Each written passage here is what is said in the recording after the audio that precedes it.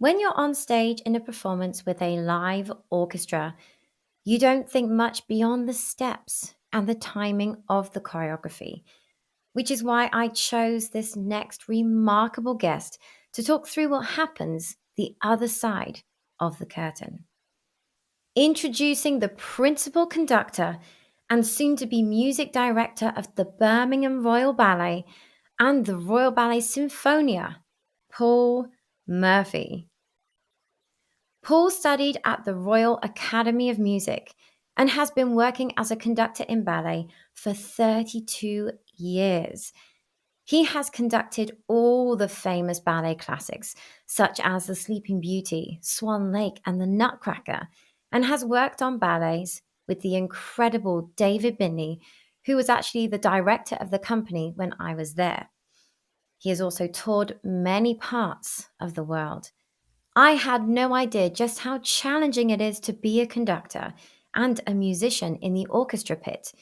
We talk about Paul's amazing journey, how you can become a ballet conductor through a fellowship program, and how much you have to adapt as a conductor for ballet, plus advice from a musician's, conductor's, and dancer's perspective.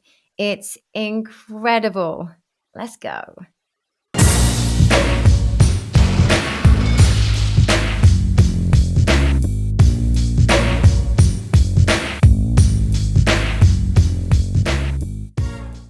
So, Paul, how did you become a conductor for the Birmingham Royal Ballet?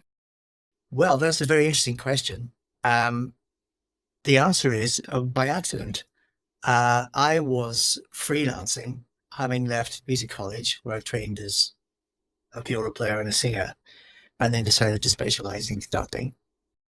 And after I left, I freelanced for about 4 years. I didn't have a great deal of work. I conducted lots of amateur orchestras, youth orchestras, some professional dates, but at a very low level.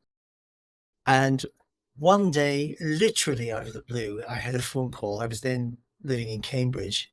This would have been 1991. From a member of the Royal Ballet Sinfonia, Birmingham Royal Ballet, and this member is still in the orchestra. And she said to me, because she played for me in a concert a few months earlier, and said there was a vacancy at Birmingham Royal Ballet for a staff conductor. Would I be interested? My reply was, well, I don't know, because I've never conducted for ballet in my life. I don't know really anything about ballet, apart from the fact that I've seen a couple of ballets. I've seen a triple go, the Dance Theatre of Harlem, when I was a student. I've never seen a classical ballet in its entirety. I only knew the music, but I'd never really seen the staging. So she said, well, why don't you write in? And in those days, it was literally writing. No phones. No phones, no email. It's 1991. So I wrote in to the administration, the orchestra administration of Birmingham Royal Ballet, and I said, this is who I am, this is what I've done, which wasn't a great deal. I was 28 at the time. And I had nothing for about 6 months. And then out of the blue, I got a call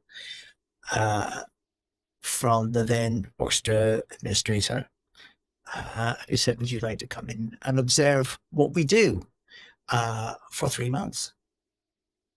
And we'll pay you for 3 months. I mean, it wasn't a huge amount of money, but as I was freelancing and basically not earning very much, I was delighted to have the opportunity. So I came into this very building, the Birmingham Hippodrome, in February 1992. So it was 6 months after I had the call in 91. And I sat in the studios with dancers. I spent a lot of time talking to pianists, the staff pianists. I spent a lot of time talking to the conductors. I went to orchestral rehearsals. I basically tried to assimilate how a classical ballet company functions. And when I got here, it turned out there were 3 of us. One of whom I knew very well, a colleague from the Royal Academy of Music, where I studied, and another conductor I didn't know very well, but got to know.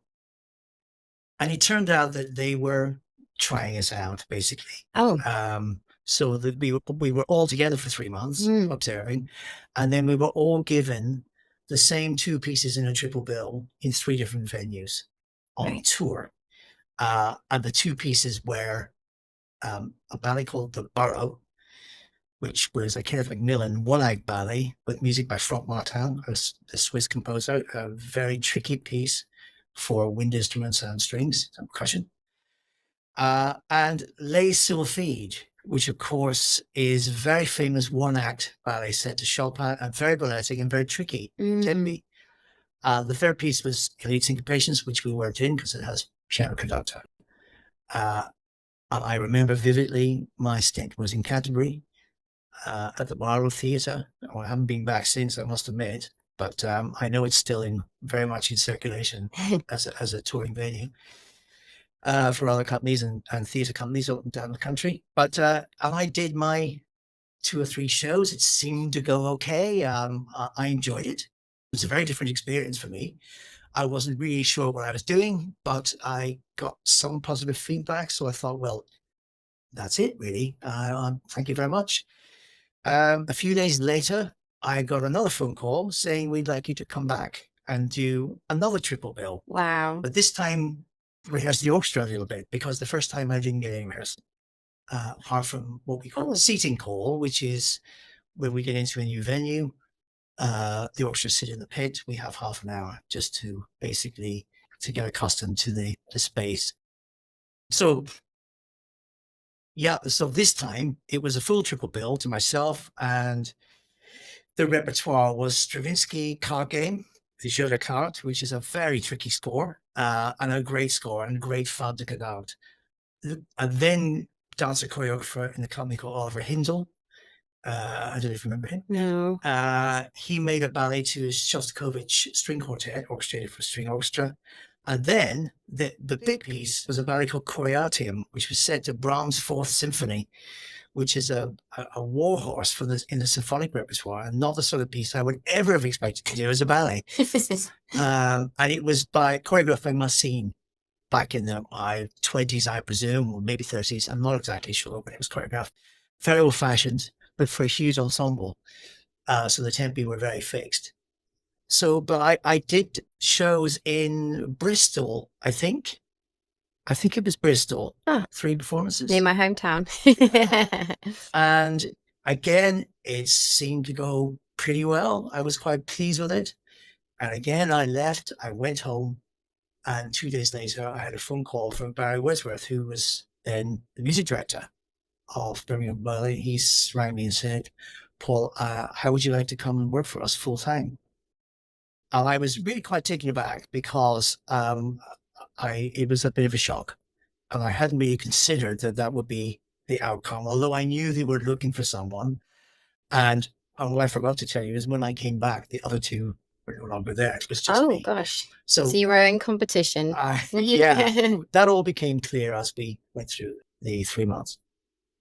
So yeah, and then I accepted, which is then for a staff conductor, which was basically to fill in when required. We used to call it the T-boy role, because we had, whereas now we have fellowships and we have mentoring and so on. In those days, that really didn't exist. So we had to learn by just jumping in, literally jumping in and doing shows with either minimal or no rehearsal. And all the classics, for example, Sleeping Beauty, Nutcracker, Swan Lake, I did Bluffy, all of that I did. All those ballets I did for the first time with no rehearsal. So, and when I started the job in September 1992, within, I would say, a month, I realized that I really didn't know anything at all about ballet. Right. And spent, I would say, a good 5 years learning the ropes, trying to learn the ropes, getting a lot of feedback, a lot of negative feedback from the ballet staff, because I was trying to work out exactly how to do it, at the same time, how to make music. And I struggled because it is a specialty, and there's a very fine line that you can't cross because of the I wouldn't say limitations of choreography, but because what choreography means to dancers from a musical perspective. So, and it took me that time to actually realize that what you have to do is lead and not follow. So this was the one mistake that I made repeatedly, which was trying to be too visual, trying to be over accommodating. And therefore, what was happening is that things were slowing down a lot. Oh, yeah. Yeah, that makes sense. Yeah. Yeah, yeah. So, but knowing that you can lead, but also how to lead. Nowadays, I talk about leading whilst wearing a straitjacket. Now, that is very blunt and very extreme, but in a way, it sort of gives you the idea, because there are limitations on what you can do in terms of taking the music in one direction or another, but you still have to lead. Otherwise, it doesn't function.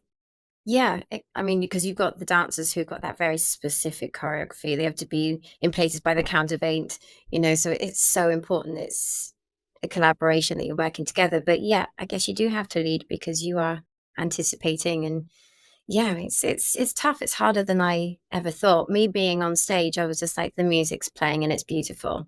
That was as far as it went. And I'm pretty sure that that is how it goes. So it's so nice to hear what it's like the other side of the curtain. Yeah, and if you think about what it's like from the orchestra's perspective, they're sitting sometimes in very cramped conditions, sometimes in very uncomfortable conditions for noise, as we call it, for lack of a better word. So sound levels can be very high because the space is cramped, or there's a large overhang from the stage. So the musicians who are playing under the overhang are trapped in a sort of very unpleasant place for their ears. But more importantly than that, so factoring all that in, they can't see anything of the stage. No. All they have is the conductor. And the conductor has to relay the information from the stage to them. But what they're looking for, whereas they understand the speciality and understand that the 10 people will be flexible, they're looking for the conductor to be a conductor. So in other words, to be no different in terms of actual conducting to a conductor who will conduct a symphony or an opera or a chorus. So the actual function of what we do, is no different at all to our colleagues in the other genres of conducting. So from the orchestra's perspective, they're looking for you to guide them, not only through the sort of web of choreography, but also to enhance their performance as well by lifting the music. So we have to be clocking in, obviously, a lot to the dancers, and in particular in classical ballet, to the solos and the duets, but also really connecting with the orchestra a lot. We can't spend a 3-hour performance glued to the stage, because the orchestra will switch off and lock in, and almost disregard the conductor. I've seen that in opera a lot, where some opera conductors, for lack of a better, I hate saying opera conductors, ballet conductors, choral conductors, because basically we're all the same. But shall we say conductors who conduct opera a lot, I've seen performances where they are literally glued to the singers from beginning to end, and the orchestra switch off. They're not engaged, and it becomes a dull performance. So our role is very much multitasking. Yeah. But essentially, we should never lose track of the fact that we are fundamentally conductors. We are not dancers.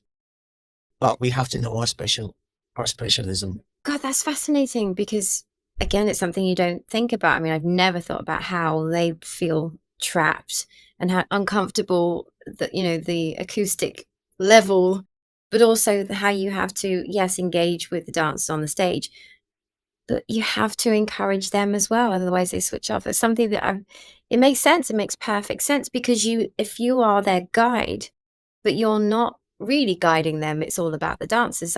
Yeah, you would switch off, rightly or wrongly, but you would. You need that engagement, that encouragement to be like. I mean, I've never conducted in my life, so forgive me if I'm doing something you go, that's not how it looks. But just having that that notion of being encouraging. Yeah. And the challenge arises particularly in a long run of something the orchestra knows very well. So we're about to embark on a revival of the Sleeping Beauty here at Birmingham Ballet. We open in Southampton, we go 2 weeks in Birmingham, it goes on the road, I think, for a total of 8 weeks. That's an awful lot of performances of the Sleeping Beauty, probably in excess of 40. Now, we will engage several conductors to do that. It wouldn't be just the one conductor. But the orchestra will largely stay the same. Some players will rotate because our particular orchestra is not on a full-time contract, so they have license to explore other avenues of work and pick up some freelance engagements, etc. But the sort of core or the body of the orchestra will remain roughly the same, and that's an awful lot of repetition. Again, there's a sort of a bit of pressure constantly on the conductor to keep it alive, because orchestras who know a piece very well don't want the conductor to interfere. Well, there's a fine line between interfering and making it come alive. So yes, you can't disturb what they can do already, but it needs your role is to imagine that there's someone in the audience who's never heard the piece at all, and there will be. Of course, in every show there will be someone, and it might be a child who has never heard the piece before, and of course never seen the piece before. So it's our duty always to give it something extra.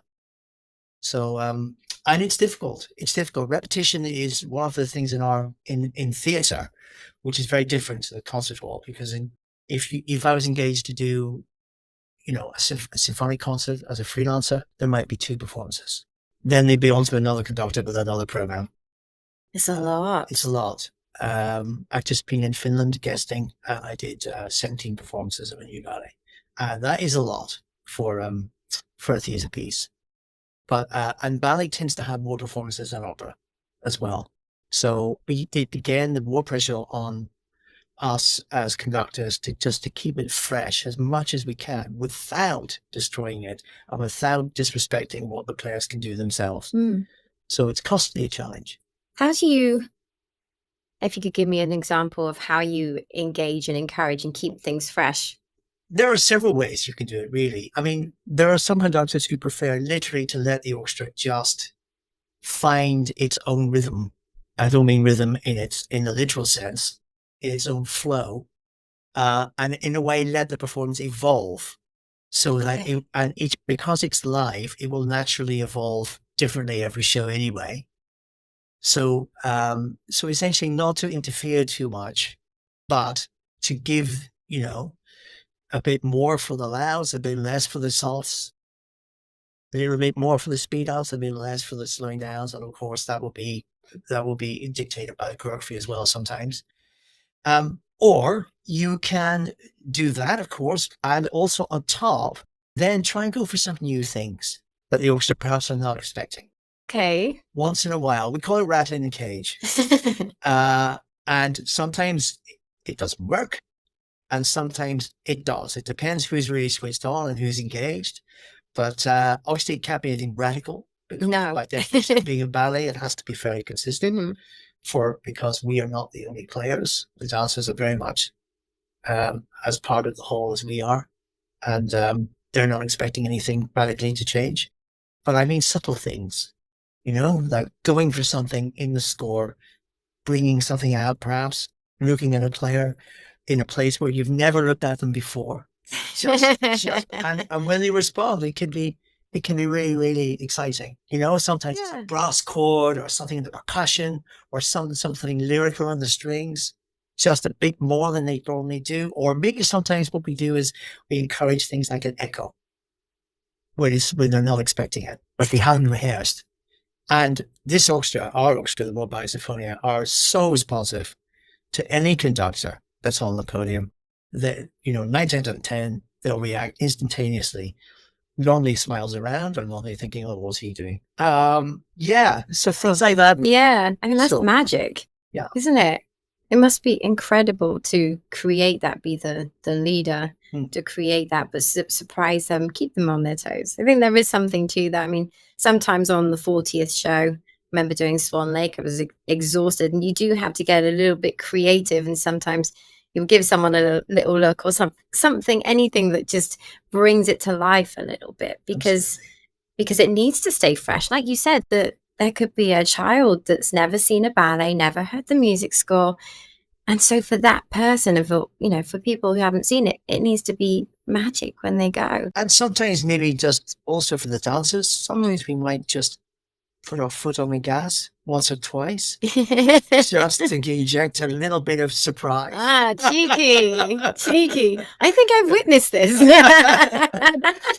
And of course, not too much. Yeah. Just so enough so it just doesn't become, of course, dancers have muscle memory in the same way the conductor for dance has to have tempo memory. And our bodies get used to that repetition and the way that feels. So it's nice sometimes just to have something else. Yeah. So what's the training like to being a conductor? Well, it varies. These days it's a lot more structured. And in fact, the structuring had begun when I started back in the 1980s. So I trained at the Royal Academy of Music. I had 4 wonderful teachers. Colin Metis. In fact, Colin Metis used to be a staff conductor in this company in South Wales. Right. Yeah, many years ago. So he has some experience of ballet, although his background was mainly symphonic. George Hurst, who was his teacher, who was a sort of legendary British conductor, though he wasn't born here. And then John Carew, who approached conducting from a very different perspective, more analytical, more based on actually analysing the harmony and the flow of the internal structure of a piece. He was Simon Rattle's teacher. So, and then Sir Colin Davis, who's sadly no longer with us, he was the international chair of conducting, and so we saw him once a year, and he came and did masterclasses with us. We also had choral conducting experience with a brilliant German choral director called Horst Neumann, where we had to really develop our ear and our oral skills by, finding pitches with just a tuning fork. Oh, Help from a piano and things like that in complex pieces with complex harmonies. So I was very lucky. I went to, at that time, Royal Academy of Music. That course was brilliantly structured. I had an awful lot of experience and hands-on experience, not just with pianos, but also with orchestral ensembles. And that has continued, and it's being developed. There are some wonderful teachers now all over the world. Some very famous conductors who've got more of a reputation of being pedagogue than actually on the podium. right. I can think of Ilya Musin in Russia, who's no longer with us, but he is a legendary Russian teacher who produced some fantastic, famous conductors, like Valery Gergiev and so on. Jorma Panura in Finland. All that generation of Finnish conductors have come through his academy. Colin Metis here, that's to name but 3. There are many others in America and so on. So these days, the courses are really worth a young conductor exploring because of the opportunities they provide. So, and then, of course, going from a course into the profession that's very difficult. Really? Yeah, and it's still difficult because there's so much competition now. And of course, in recent years, you will be surprised that we now have many more female colleagues than we used to have. I mean, women conductors were very much around when I started, but there weren't very many of them. And now there's been an explosion of women conductors, many of whom are absolutely brilliant. But all of that has meant is the market is even more crowded. So it's very difficult now, especially in UK, to find a position. So many conductors try different routes. There are competitions, of course. Competitions can lead to engagements, can lead to getting a good agent, but they're a lottery. The chances of winning one are very slim. I wouldn't say they're as slim as winning the lottery, but it's, there's a great element of luck and subjectivity involved. If you're a good pianist, you can still follow the opera route by being a repetiteur, so going to playing coach singers, and eventually moving on and developing your conducting skills by joining an opera house. Probably Germany or somewhere in Europe is a much better avenue. It's much harder here. Which leads me on to, if you were doing ballet as a young conductor, then that used to be, pretty much starting as I did, or playing piano for dancers, playing for class, playing for rehearsals, and then getting an opportunity to conduct the odd show. But now we have a wonderful fellowship here, which we developed called the Constant Level Conducting Fellowship. It's very unique. It's in collaboration with the Royal Ballet, and it's biannually, so every 2 years. Okay.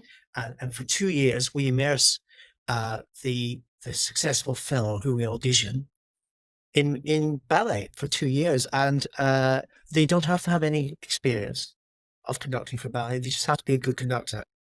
And we immerse them in all aspects of what we do, and we give them conducting opportunities as well as covering. And it's fully mentored for the 2 years. And at the end of the 2 years, our hope is that we can retain their services as freelance.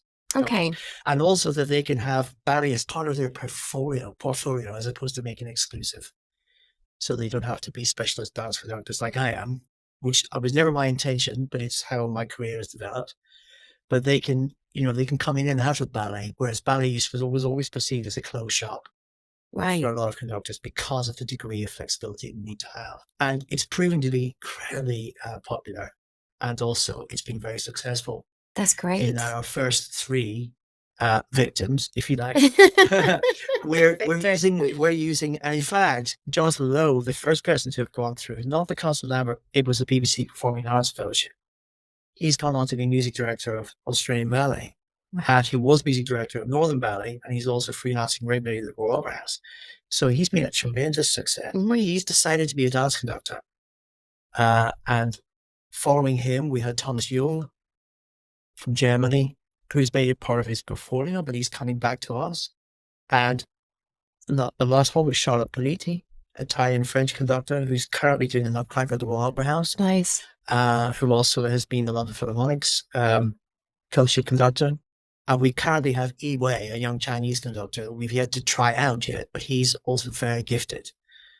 We had over 90 applications for our last fellowship round. Goodness me, that's brilliant. It's increasing in its popularity and its success. So we're absolutely thrilled. And I feel it incumbent on me and my generation of conductors that we should give back. I had no idea that it was such a closed shop, that it was so niche and that so few of you. So I think that's a wonderful thing to make people aware of. Well, I think it used to have a sort of Cinderella reputation, being a dance conductor, because of the compromises sometimes we have to make musically. And that is not the fault of any individuals, by the way. Well, it is the fault ultimately of choreographers down the lines who've made steps that are undanceable beyond a certain tempo. So, and when the music has to accommodate that, sometimes the distortions are huge. And that has deterred an awful lot of conductors because they simply don't want to do it. They don't want to respond in that way to music to make that much of a compromise. But my answer to that is, well, yes, that is true up to a point. But there's a direct parallel with 19th century opera. And I always use Bellini and Donizetti, for example. You can't conduct those pieces without knowing how singers function. And there are an awful lot of traditions in it where the singers take liberties. Okay, the common denominator is music. It's not, so the conductor is still being oral rather than visual. And those singers, of course, can be tremendously exciting doing what they do. But it's also the same with dancers. And the biggest lesson I learned was doing Act 2 of the Nutcracker in concert, where I finally felt I could purge myself of all these slow tempi and do it exactly as the metronome marks were in the score, as Tchaikovsky so say intended. And I remember doing this and thinking, finally, I've done the trip back like this. Finally, the Arabian dance I can pick up, etc., etc. And I came off and I felt so flat. Oh. Because I realized that actually the success of Act 2 of Nutcracker is the applause between the numbers. And the applause between the numbers is because of the dance layer on top of the music. So actually the musical compromises that we make, I wouldn't say they don't matter. Of course they matter if they go ridiculously too slow, which is sometimes the case in some versions. But you need it. You need the dance element And if you walk it through it as is written in the score, especially the Arabian dance is frighteningly fast. In the New York City Ballet, Ballet version, I'm pretty sure it's just one Arabian dancer, a female, and with finger symbols. And that choreography is pretty much what Tchaikovsky wrote. And if you factor in, the idea of making it pas de deux or pas de trois, it's not going to be so easy to do that tempo. Yeah, be impossible for us to move that quickly. Absolutely. And that's how Peter conceived it. So what we try and do in that case is we try and reach a compromise. So we are constantly saying, okay, I understand this is how it was made. Can we just try and maybe just an edge quicker?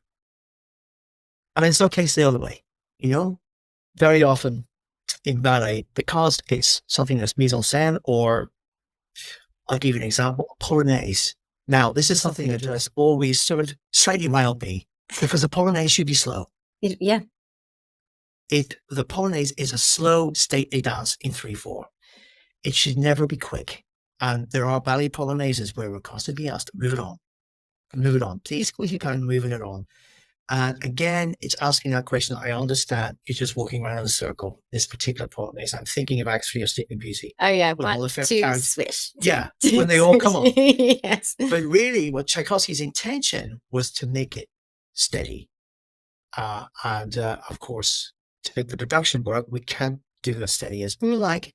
So I always ask for a little bit of a compromise and not be held to skeleton all the way through it. Yeah. It's incredible to learn. But what do you think is the most incredible part of your job? Well, I think the most incredible part is to be in the middle of the most incredible music. There are some scores which are a gift for a conductor. I'm thinking of the 3 actors. I'm thinking obviously Romeo and Juliet. Oh. Yes. I'm thinking Cinderella. Yeah. Those are 2 standouts. Okay, they both happen to be about Prokofiev. And to be just in the middle of that, regardless of it being a ballet, is such a thrill. Yeah. And then if you put the extra layer on top, on the, I wouldn't say rare nights, but it's not every night, where it all comes together. You have a cast that were basically just in sync. They're going with the flow of the music. You're compromising to the correct amount. And everything is working. And also, like yourself, our standards are very high. And we have some really amazing shows. We have some shows that we'd rather forget immediately. It's just the nature of it being live theatre. And that's generally not the fault of any individuals. It's just like performance. And sometimes those shows you come off and you think, oh dear, and then other people say, hey, it was amazing tonight. So it's your own personal standards. But on those occasions where you feel it's gone very well, everyone on stage is high, and you feel that you get such a buzz from the music. The orchestra are obviously playing to the top of their game. That's a pretty special moment. And you tend to be on a high for a while afterwards, and then you only have to do the matinee the next day. But yeah, that is a real thrill. And also performing in certain venues as well. I mean, the Royal Opera House. I mean, it's a beautiful venue. It is, and it's my heart rate increases just as I walk onto that place. I mean, you think of the amount of superstar conductors who've been there. Just it's such an honor and a privilege to actually be in the theatre. I've been very lucky. I've conducted there. I've got La Scala, which is a beautiful acoustic as well. The Teatro Colón in Argentina. Again, I think it's a real acoustic thrills and beautiful buildings. Yeah, so the venue can also sort of contribute to that special evening. Yeah. Special experience, rather. I was just thinking about Romeo and Juliet as you said it, and my heart just went, that music. I mean, if anyone's not heard Romeo and Juliet, you must. It really is stunning. And there's that piece in Cinderella when she's coming down the stairs. Yeah. Just that I get so emotional. And there were moments when I was on stage. Carmina Burana is another one that stands out to me, where I was welling up. I was getting so emotional. Do you feel that as a conductor? Yeah, you can do sometimes. Yeah. But I think I feel more emotional when I'm listening to music away from actual performing it than Okay. I do when I'm performing because of the nature of multitasking. Yeah, in the zone. So you always got to be alert, and you can't lose yourself too much. Mm. So, but yeah, there are moments in the scores you mentioned, and in the Tchaikovsky trio of ballets, and even in Giselle. I mean, Giselle, it comes under a lot of criticism from musicians who think it's a substandard score. Well, Oh, look, it's not a standalone musical masterpiece, but it's a masterpiece of theatre. And it marries it's such a beautiful and tragic story. it is. Yeah. Everything works so well together. And I think neither dance not music would function, or obviously dance didn't function without music, but the music is not standalone at all. And similarly with the ballet like Les Sylphides also, which is kind of weakish score, but when you pair it with the choreography, it works beautifully as a Yeah, piece of early beautiful. 19th century theatre. So there are moments. I mean, for example, going to in Giselle in Act Two, which is the extended Ballet with a beautiful solo for the viola. You know, again, a Cinderella type instrument up till the 20th century. Adam, the composer, clearly had a player in his orchestra in Paris who was a beautiful, I mean, exponent of the instrument. And that solo is something that the players absolutely would love to play all around the world. And it lies beautifully for the instrument as well. So yeah, there are many moments in those pieces, as well as the ones I mentioned earlier. And not to mention, of course, not to forget, rather, go in the 20th century, the one-act classics by Stravinsky and Ravel. So I'm thinking Petrushka, I'm thinking The Rite of Spring, I'm thinking Firebird, I'm thinking Darkness and Glory. You know, those are standalone masterpieces, with or without the dance. And those are, well, not we don't get great opportunities to conduct those pieces because they're expensive to mount, but fantastic to do. So yeah. Yeah, they are incredible scores. And I love what you're saying about that some are standalone scores that you can just listen to and enjoy just the intricate detail of it, but others, it needs to be pieced with something else, and it just marries beautifully with the ballet. Yeah. I think that is great. What qualities would you say a conductor, specifically a ballet conductor, needs to possess? Well, I think conducting for ballet is a collaborative role. So you need to be a good people person. Of course, it's a leadership job because at the end of the day, you're directing. You know, you have to stand up there, be responsible, and sort of do the job as a leader. But you've got to collaborate with every department to make it really function. Stage management, choreographers, directors, individual dancers, and of course your colleagues in the orchestra. So the whole thing, I always use this analogy for conducting for ballet, which is imagine a bicycle wheel, a push bike. It's a beautiful thing to see those spokes going round and round. And imagine you stick a stick in it. What's going to happen? It's going to stop. That someone's going to fall off. The stick's going to break. And that basically is what happens in ballet if the conductor steps outside of the box too much. So you have to be a partner as well as a leader.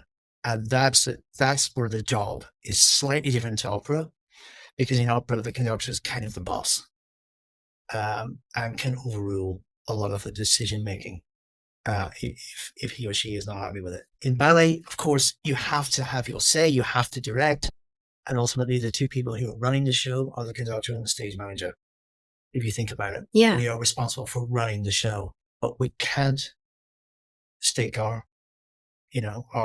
wooden stick, if you like, into the spoke of the wheel because it doesn't function. So you have to be generous. You have to be very flexible and also, tough when you need to be tough, but gentle toughness. Because ultimately you still are a leader. So you have to be coercive, but not.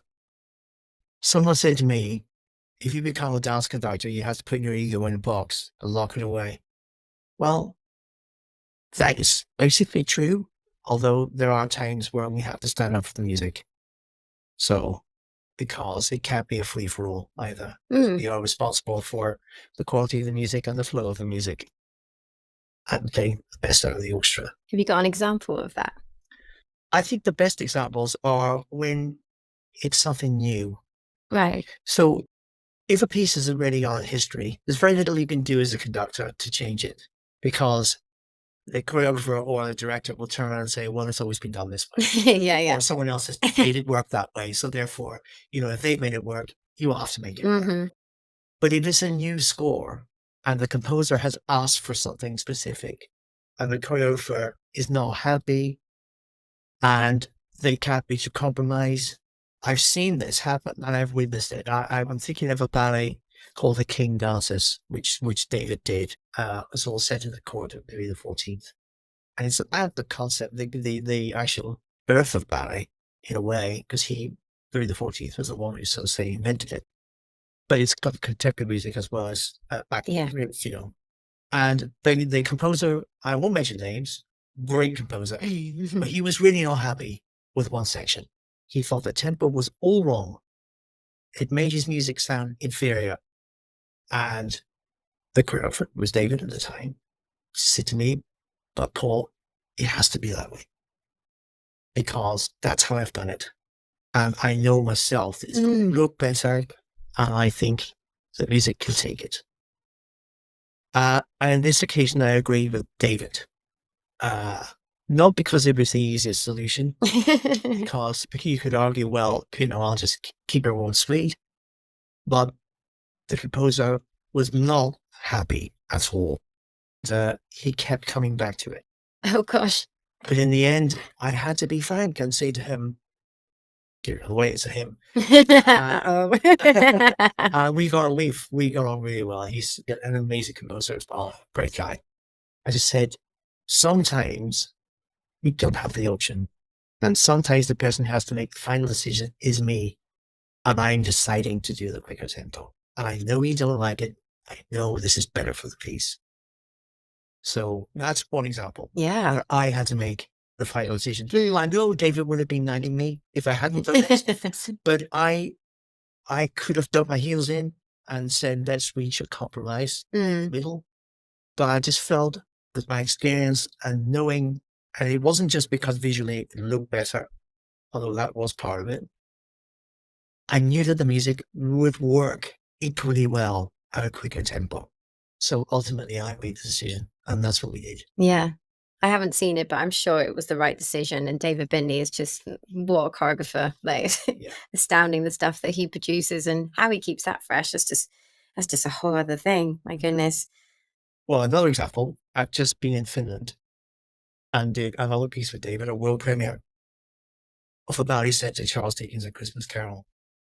And the music was by Sally Beamish, who's a very famous British composer, wonderful and a great person.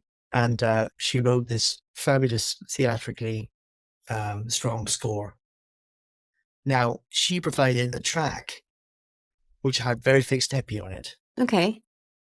And a piano score. But David prefers to rehearse with pianists because it's more real. He knows where he can go from, and he gets the sort of live sound, which is, and I agree with him. Keep music live all the time, as much as we can. If it's hip hop, I understand. It's a track. Yeah. But now it turned out that the three pianists in the company in Finland had various ideas about tempi. And I don't know how closely they listened to Sally's track, but in some cases, they didn't listen very closely. So they gave David what they thought was the tempo. And of course, in a lot of cases, well, in some places, he went along with what they gave him. In some places, he asked them to go what he was used to in his head from the track. So when I arrived, I had to assimilate what they were giving me and what David had obviously taken on board from them, as well as what I had in my head, which was the track, and find out actually very quickly what would actually work.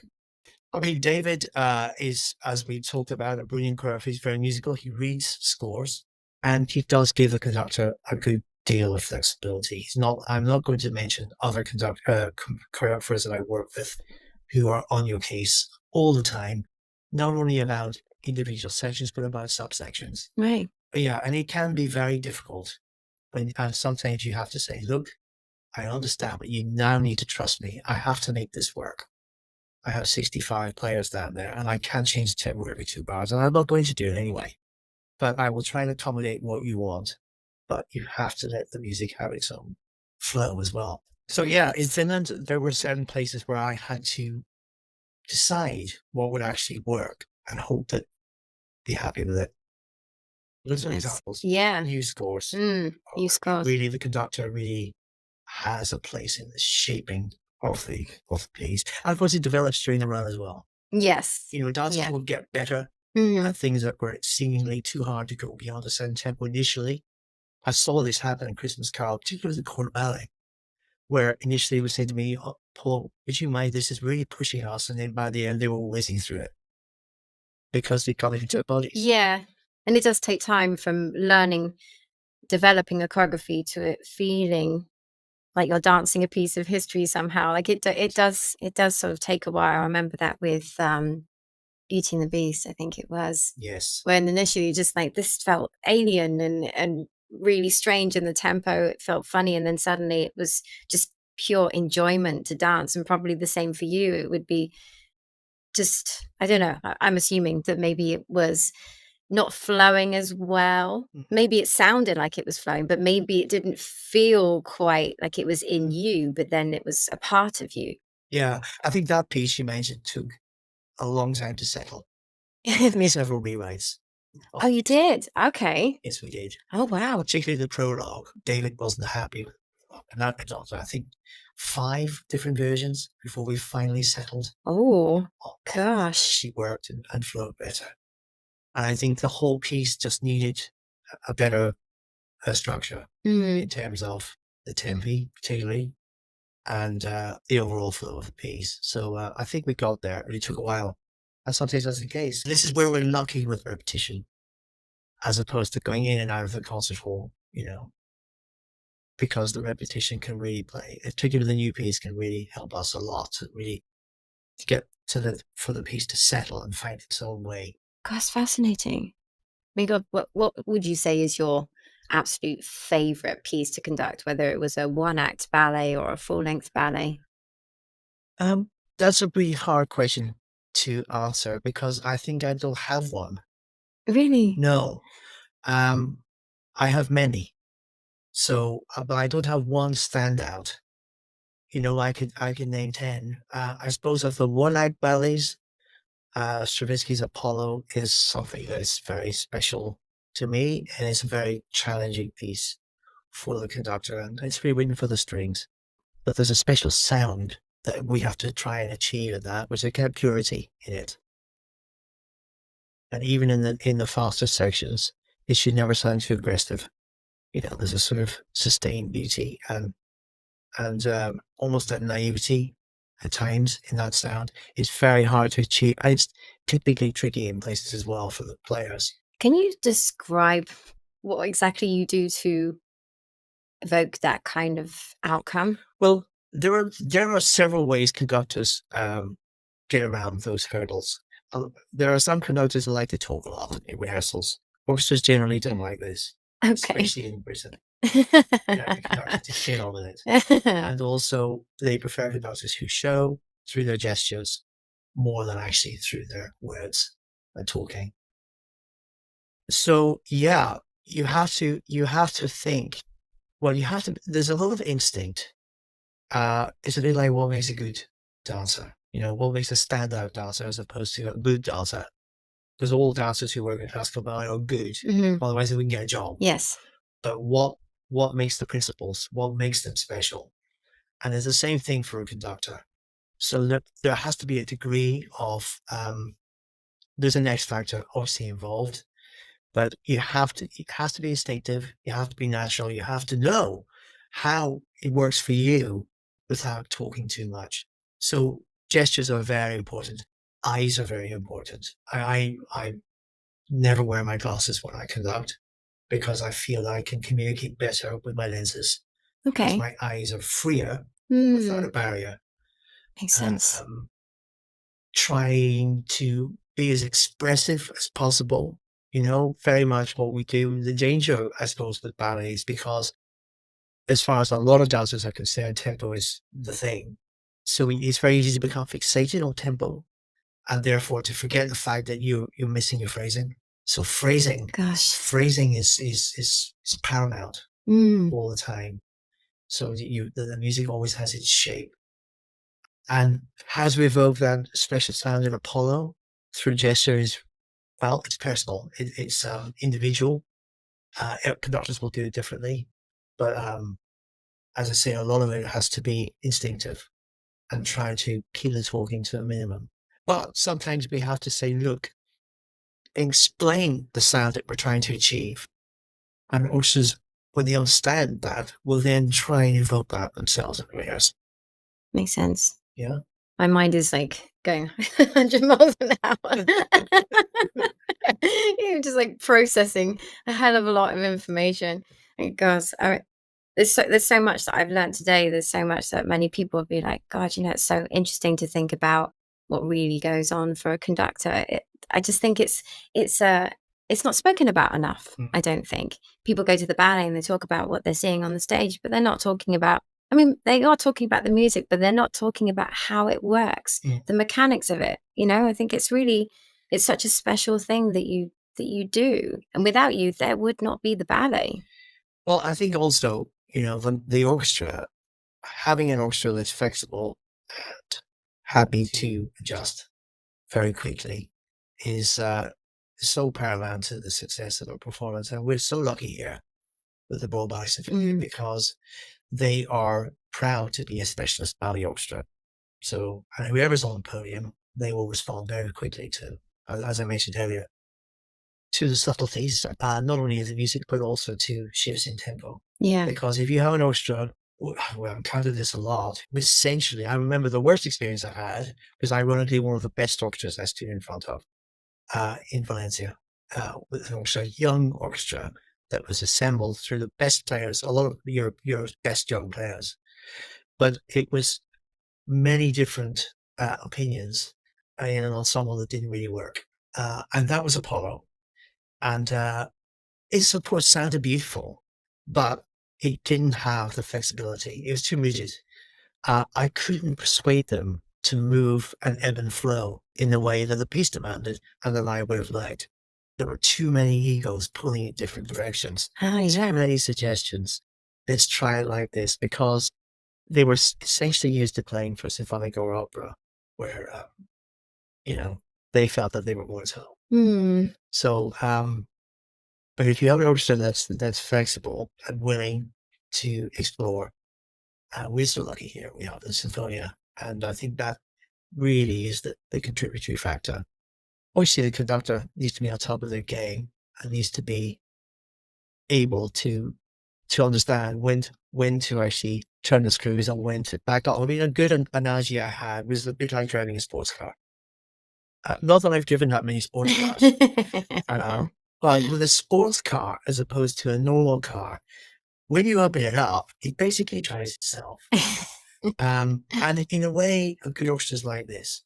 So from a pragmatic point of view, when does it actually need the conductor? Well, as you're driving your sports car, what happens when you put your foot on the brake? It slows down.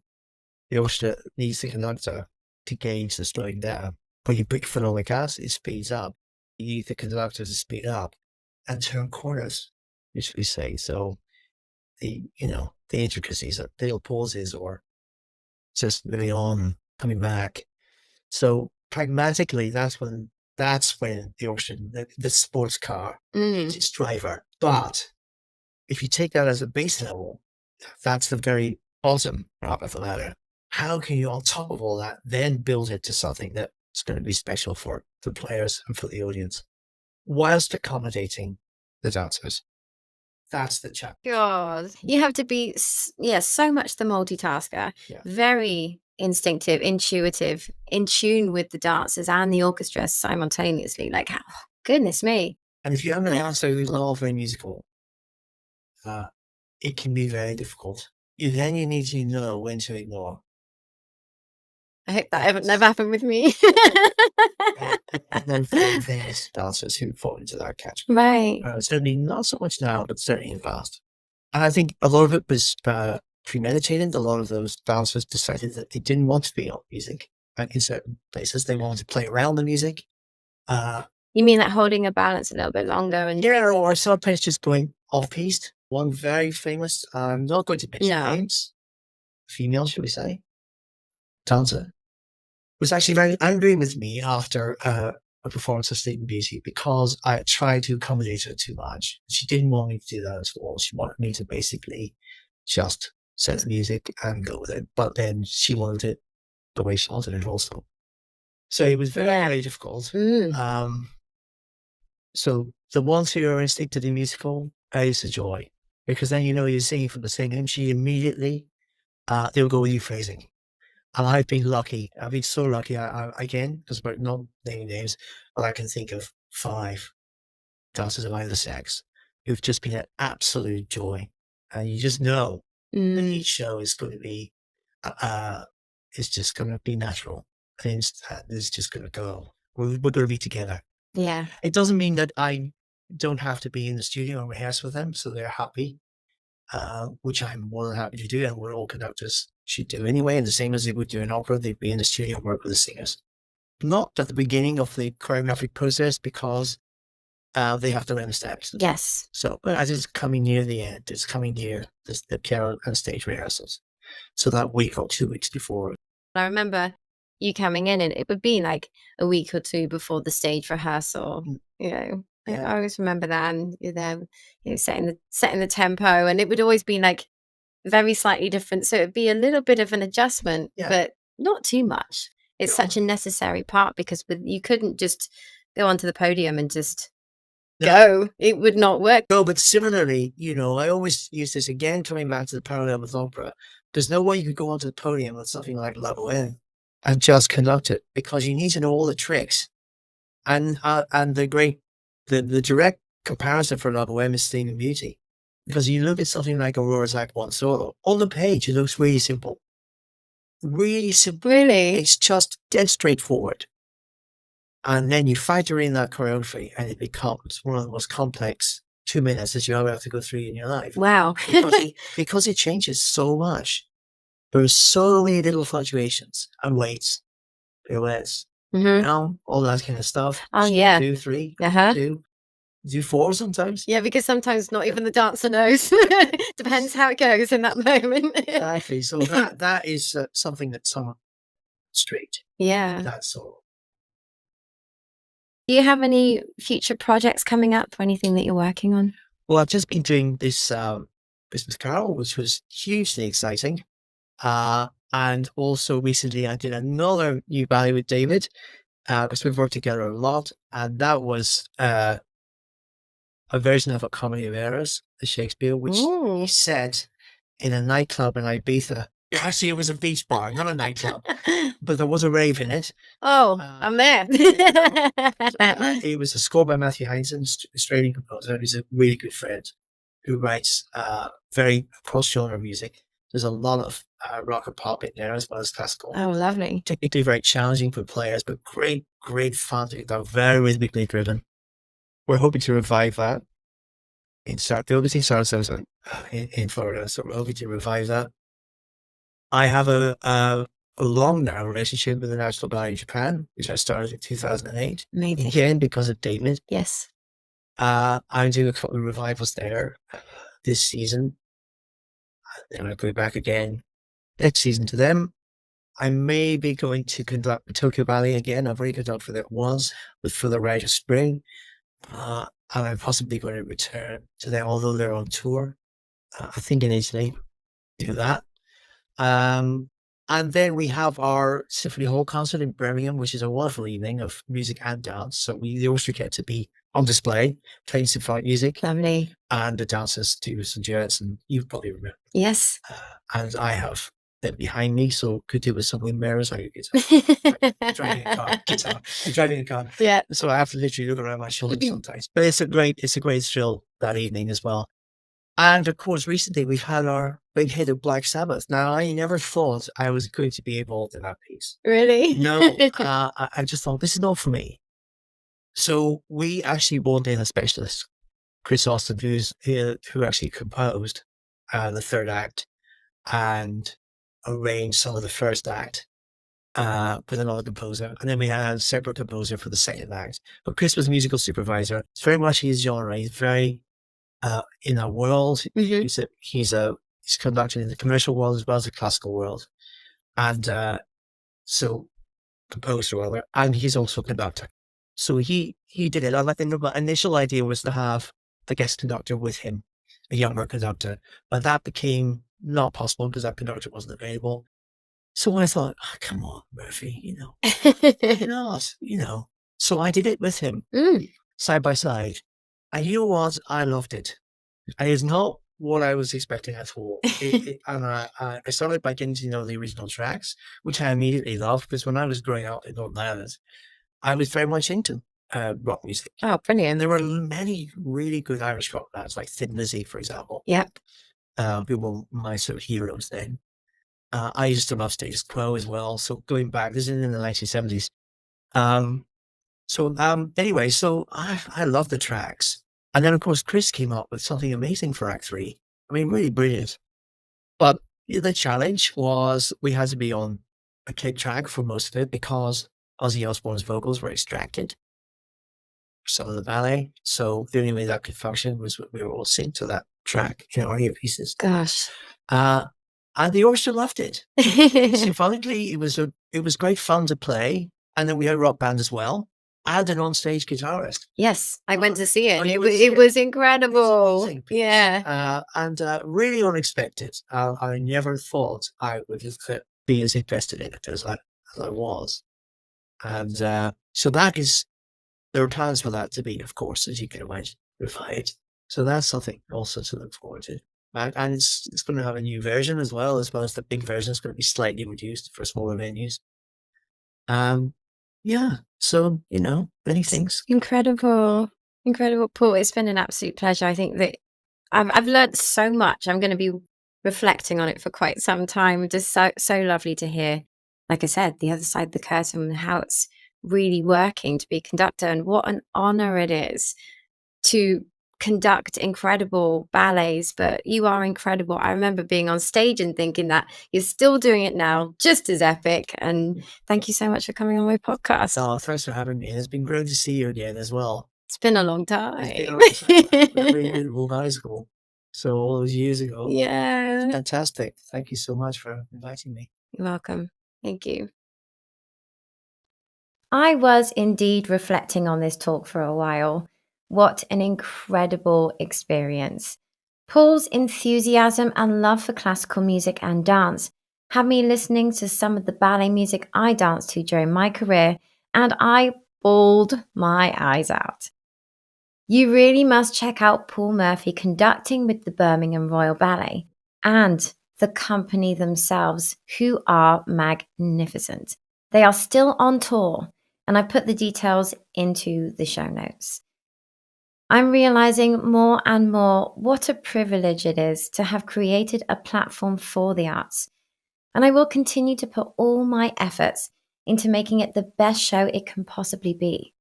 Oh, which reminds me, if you haven't clicked subscribe yet, please do, as it really does help to boost the show. I really appreciate it. Big love to you all.